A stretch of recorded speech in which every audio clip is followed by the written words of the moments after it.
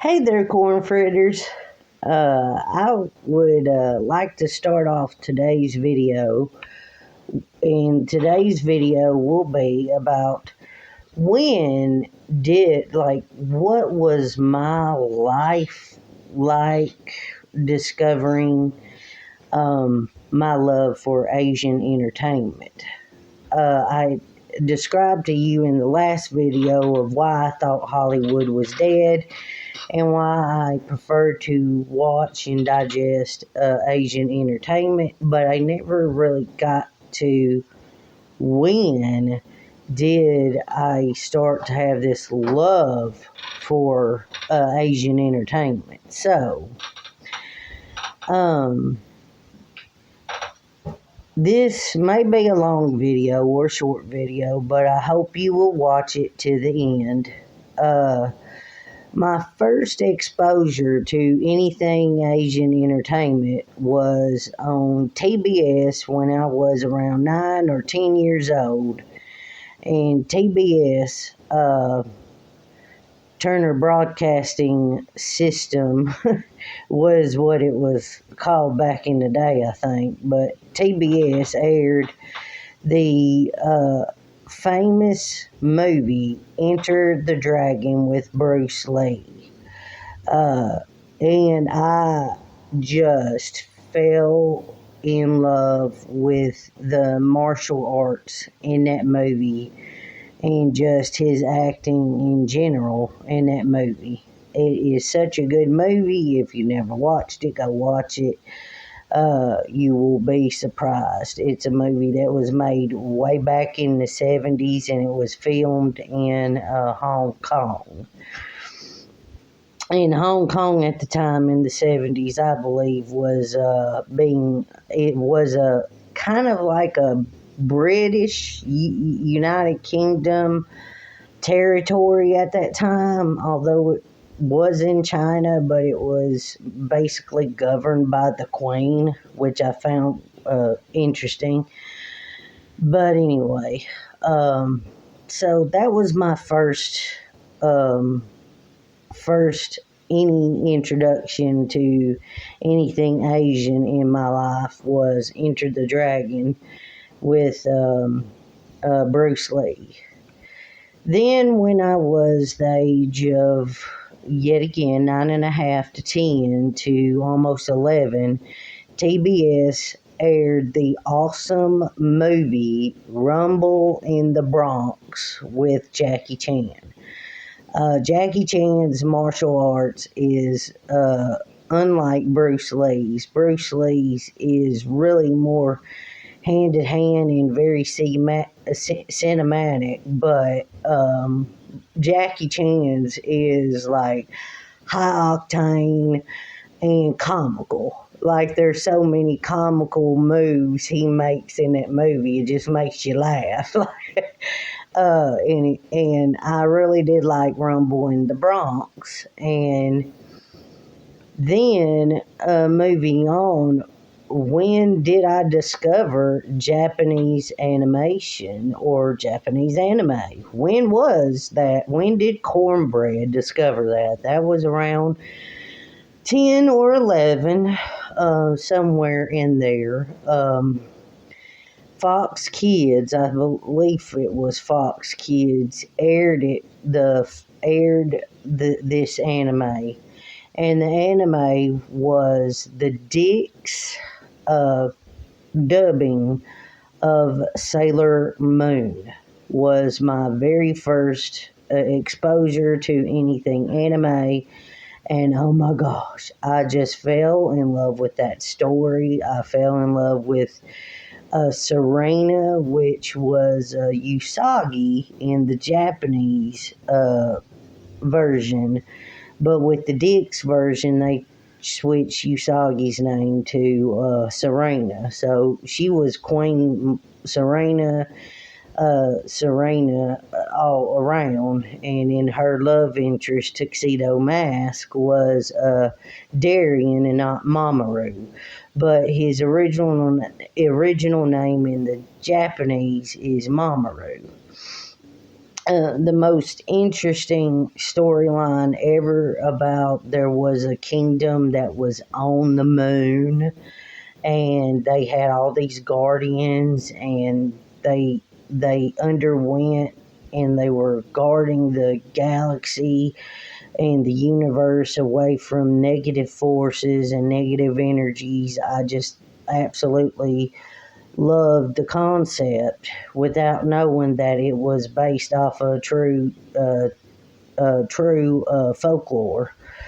But anyway, going on. Well, then around when I was 13 years old, Cartoon Network came on the scene, and Cartoon Network back in the day showed Looney Tunes and old cartoons like Hanna-Barbera cartoons, Tom and Jerry, and other things. And then they decide, hey, we're going to put Japanese animation out there. So they did a block after school called Toonami. And Toonami introduced me to Dragon Ball Z, Gundam Wing, Outlaw Star, Cowboy Bebop.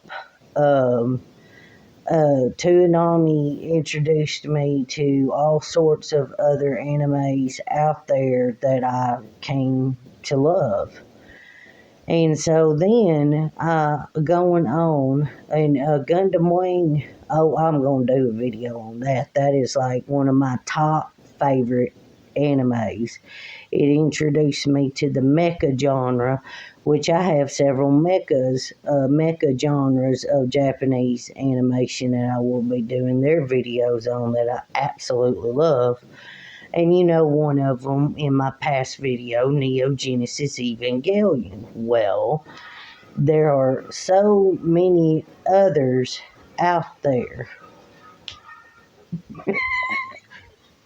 But anyway, then that led me down to around 39 to 40. Like, I don't know why it took me this long to get into the graphic arts design of manga, because it was out whenever I was a teenager. But whenever I was a teenager and young adult, I was more into the Marvel and DC universe and those graphic novels or comics. So it took me to age 40 to really get into mangas, manhwas, and all graphic art and novels from Japan to China to South Korea to Thailand to everywhere around the world. Even Vietnamese mangas I've read, and they are good.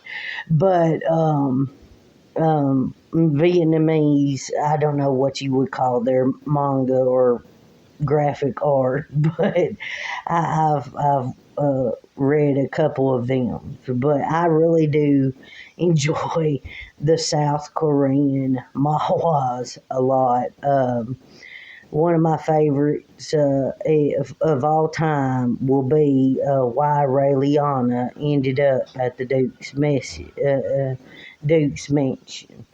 Will be one of my favorite all-time manhwas. Another manhwa that I absolutely love and is airing their animes right now, which is Solo Leveling. It's very good, and I know there's some argument online about, well, they don't got side characters. They do, but hey, you went into a anime that said, hey, solo leveling. Solo meaning single, meaning you are following along the storyline of Genu. So that's what you get. But then I stumbled upon a manga, which is a true manga from Japan that I absolutely had no idea was out there. And it's actually in a subgenre called gender benders, but I don't find it gender bender at all.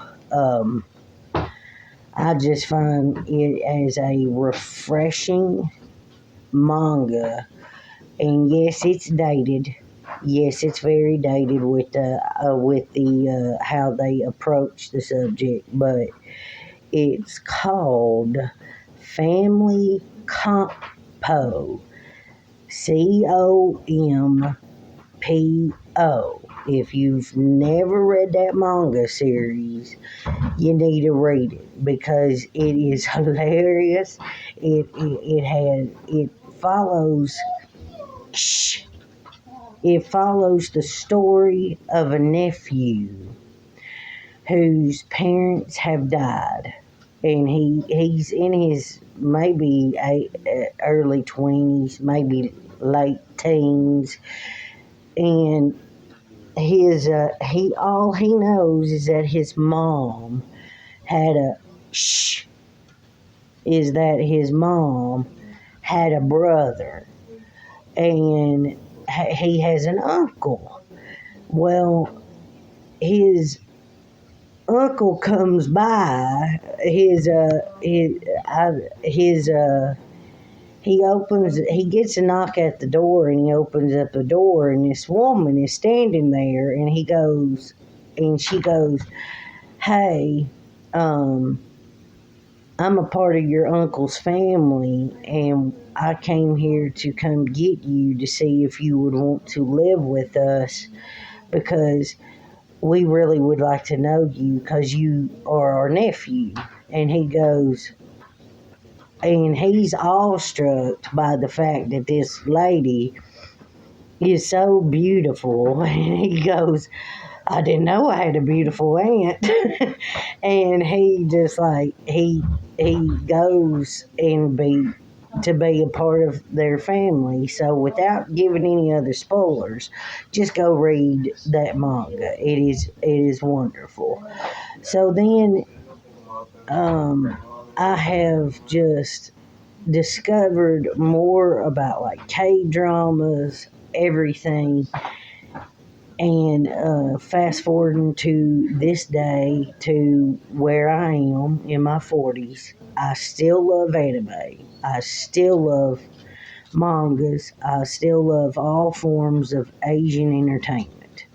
So without further ado, I hope my corn fritters are having a wonderful day, and I will see you on the next video. So my corn fritters, I love you. Have a good day, and Cornbread is signing off and out.